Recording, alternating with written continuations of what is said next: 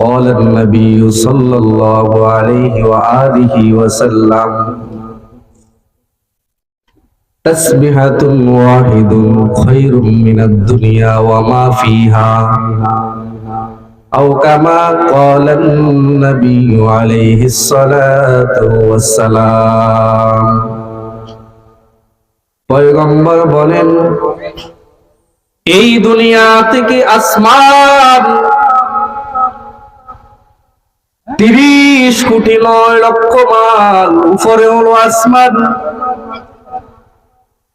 কোন বান্দা যদি একবার তার এই দুইটা ঠোঁট যদি নাড়িয়ে যদি বলে সুবহানাল্লাহ, মুহাম্মদ আরবি নয়নের মনি কলিজার টুকরা আমাদের নবী বলেন ওই বান্দার উপরে আল্লাহ তাআলা এত খুশি হয়।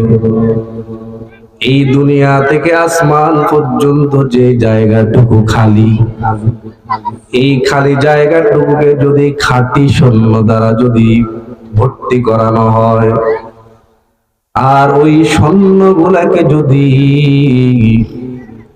70,000 কিংবা 80,000, এখন তো অনেক টাকা, ঠিক কি না?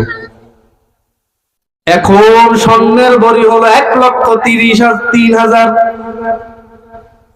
নবী বলেন কোন বান্দা যদি একবার সুবহানাল্লাহ বলে, ওই স্বর্ণগুলাকে বিক্রি করলে যে তার থেকেও বেশি সওয়াব আল্লাহ তাআলা ওই বান্দার আমলনামায় লিখে দিবে। এই আওয়াজ আরেকটু জোরে বলেন সুবহানাল্লাহ। শুধু তাই না, নবী বলেন কোন বান্দা যদি একবার সুবহানাল্লাহ বলে, সাথে সাথে ওই বান্দার জন্য জান্নাতের মধ্যে একটা খেজুর গাছ রোপণ হয়ে যায়। সুবহানাল্লাহ বলেন। আপনারা কি বুঝেন না কথা? আবার বলেন সুবহানাল্লাহ।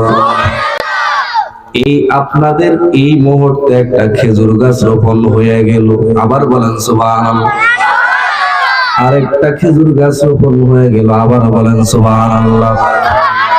আরেকটা খেজুর গাছ রোপণ হয়ে গেল, আবার বলে সুবহানাল্লাহ। যতবার বান্দা তুমি বলবে সুবহানাল্লাহ, ততবার তোমার জন্য জান্নাতের মধ্যে এক একটা গাছ রোপণ করবেন তিনি কি?